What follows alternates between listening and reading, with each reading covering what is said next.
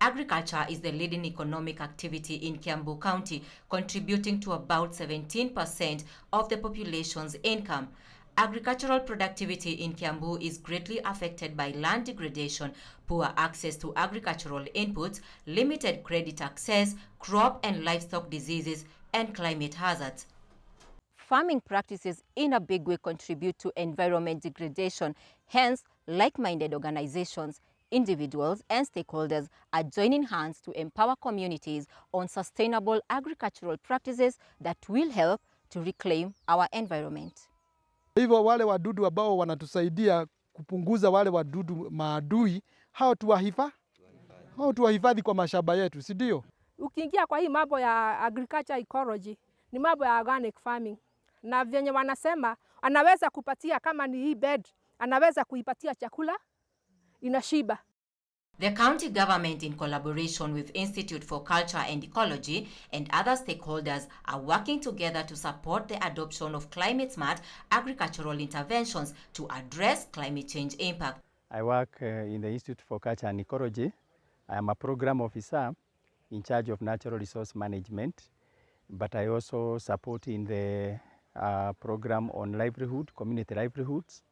And we are here today in Kaburu Ward, Kagaa Village of Rari Sub-County of Kiambu County, where we are having a kind of field day where we are demonstrating various agroecological farming practices. And one of the practices that we have seen, one of the agroecological practices that we have seen is making of compost manure. Composting is an aerobic method of decomposing organic solid waste. It can therefore be used to recycle organic material. The process involves decomposing organic material into a humus-like material known as compost, which is a good fertilizer for plants. Now this is Azora. So you can just... This is Azora. What is it? Is it a flower? Azora, it's an aquatic plant. George, a youth in organic farming, is finally reaping from his 9-year journey of endurance in farming. His family farm, which has been divided to offer soil management solutions, livestock feeds management, and crop diversification, is today being used for training on agroecological technologies. I'm George Muturi Kamau, founder of Comfort Worms and Insects. Here we've just been doing organic farming, mainly giving solutions to farmers with challenges ranging from protein sources for animals and organic input, farm inputs. Some of the things that have made me develop and grow gradually have been some of the companies like the Standard Group, which we really started some years back, about 6 years ago, and started being featured from different programs, and recently the feature in Youth in Agriculture, which also has given me a big milestone from the farmers who are able now to reach me, and also the youths who have been able to reach me after the program was aired. Tunafuja hii mambo ya kununua mbegu za briefcase. Kuna watu wa wanazunguka hata kwa vijiji wakiuza nini? Mabegu. Lakini tukikuwa pamoja, tunaweza kuenda kwa agrovet yenye inastahili. Lucy Wangoi Ndua is an extension agricultural officer from Kiambu County. She specializes in enterprises development to help farmers grow their revenue capacity by growing crops which are favorable to the agroecological zones to promote high productivity. Kwa njia za enterprise ama za kuchagua ile kitu ama ile mumela wanastahili kulima, tunaangalia sana location ya area. Kama hapa Kamburu, tunaona wanalima vitu kama boga, spinach, all kind of leafy vegetables. Sasa tunaelekezea venye wanastahili kufanya, venye wanastahili kuenda kwa soko, ndio wakuwe na purchasing bargain ikiwa wanapeleka kwa market.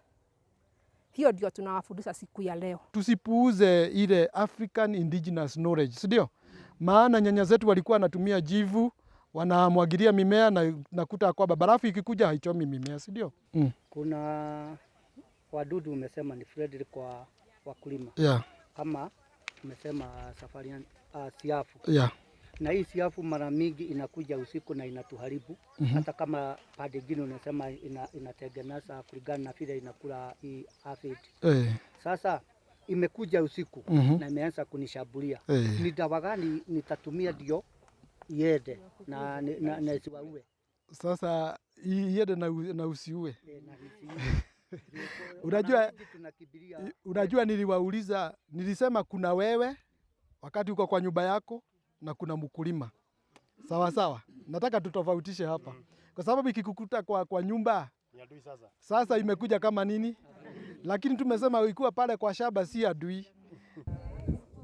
Land subdivision has led to smaller parcels of farmland. Farmers are now expected to plan their farms for increased productivity to meet both their daily nutrition requirements as well as for revenue generation. There are a few other practices, particularly on farm management, because many farmers, because of having small holdings, they do not really get a lot from those farms because they tend perhaps to look at the size of the farm and they put it under one crop. So most of them promote monoculture. And on this particular farm, we have the farm divided into sections, each of which has a specific crop variety. And all this goes a long way in enhancing agrobiodiversity. Francis Kamau Mwerori is an organic farmer. He says that profits from the indigenous vegetables are unmatched with the tea bonuses he receives once in a while. Hata mimi mwenyewe nilikuwa na majani chai na sijaingoa mpaka saa hii, lakini kulingana na wataalamu hapa kwetu wanatuambia 75% of our mashamba zetu 75% iko na majani chai. Kwa hivyo hii 25% imebaki tuliingilia hii ukulima juu tunaona hizi mboga zinatakikana sana. Ile sehemu machai iko kama ni hizi mboga tugelima ingekuwa mingi sana, lakini sasa tuliona hii 25% imebaki, tukilima hiyo chakula ya kienyeji itaweza kutoshelesha mahitaji ya juu. Majani chai ilipandwa kitambo. Hii chakula ya kienyeji iko na pesa mingi sana kushida hata hii majani chai tunalima. Juu majani chai unaweza kama shamba ya eka moja inakupatia kama 5,000 mwezi mzima. Na hiyo 5,000 kuna mfanyikazi wa 7,000 yule anachuna. Unaona unatoa pesa nyingine mahali pengine ndio umlipe.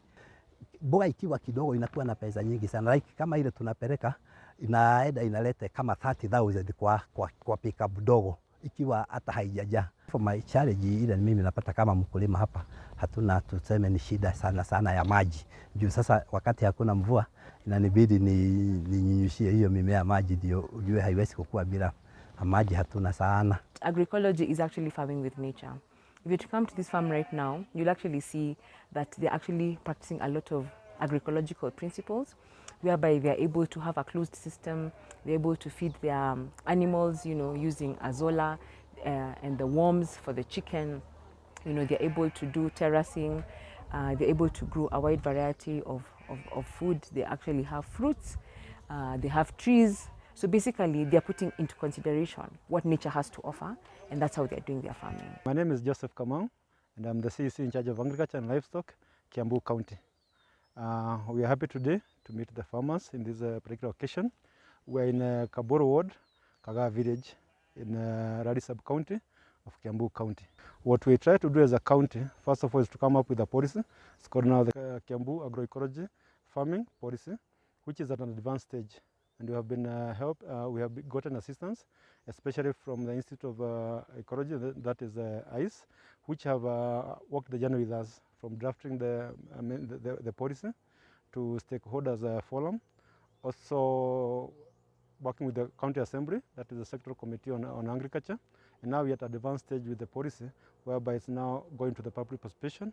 And from there, once we have now the document, then it will be implemented through the Department of Agriculture and Livestock. More important is that we have put in some budget allocation to this to ensure that it continues even for the next years.